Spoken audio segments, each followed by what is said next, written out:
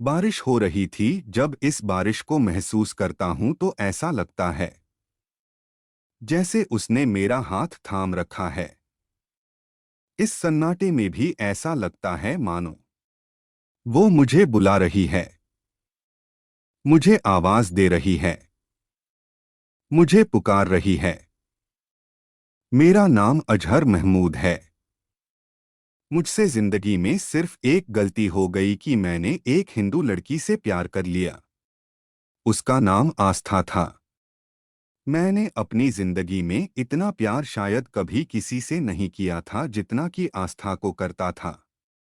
हमारा कॉलेज खत्म हुआ, जॉब भी लग गई और वो दिन भी आ गया जिस दिन हमने फैसला किया कि एक दूसरे के घर वालों को अपने रिश्ते के बारे में बताएंगे। 1 मई 2023 का दिन था जब मैंने अपने घर वालों को आस्था के बारे में बताया था। अब्बा वो तो जैसे सदमे में चले गए थे। मैंने अपना पूरा दिल खोलकर उनके सामने रख दिया था, लेकिन वो तो मानने को तैयार ही नहीं थे। वही आस्था के घरवाले भी इस रिश्ते के बिल्कुल खिलाफ थे।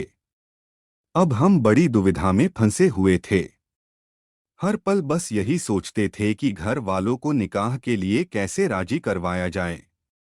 मैंने बहुत कोशिश की लेकिन ना तो अम्मी मानी और अब्बू तो बहुत ही ज्यादा खिलाफ थे। बहुत ज्यादा हो तो मेरी बात सुनने को तैयार ही नहीं थे। हार कर मैंने आस्था को घर छोड़कर शादी करने के लिए कहा। लेकिन एक लड़की के लिए ये बहुत मुश्किल होता है और मैं उसकी ये बात समझता था। इसलिए मैंने और आस्था ने मिलकर ये फैसला लिया है कि हम दोनों अपने घर वालों की खुशी के लिए अलग हो जाएंगे। और हमने यह वादा किया कि अब एक दूसरे से कभी नहीं मिलेंगे, कभी नहीं। हालांकि मुझे आस्था से दूर हुए अभी 2 ही दिन हुए थे। मेरा दिल बहुत तेज चल रहा था। वो कहते हैं ना, जिसके साथ आपने पूरी जिंदगी बिताने का फैसला किया हो उसे भूलना इतना आसान नहीं होता। बस आस्था की बात है। उसका चेहरा, उसकी मुस्कुराहट हर समय मुझे याद आती थी।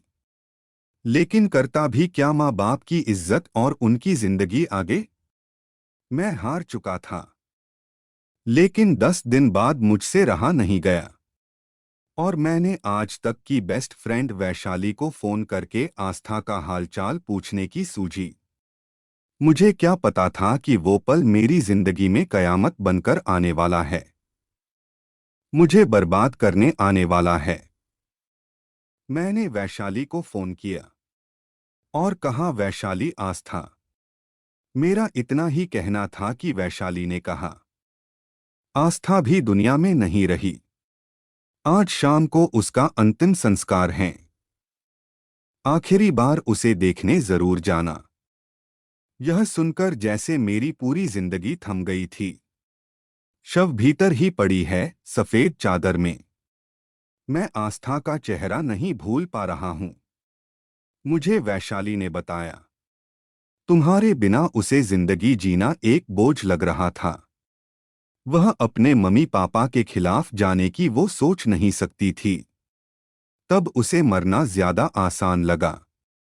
ये सुनकर मैंने सोचा और कहा कि मैंने अपने दिल की सुनी होती जहां सिर्फ वह और मैं होते, लेकिन ये हो नहीं सकता था। आस्था की याद में मैं सिर्फ इतना कहूंगा, बहुत उदास है, कोई तेरे जाने से हो सके। तू लौट आ किसी बहाने से, तू चाहे जितनी दूर है, लेकिन एक बार तो देख, कोई टूट गया तेरे जाने से।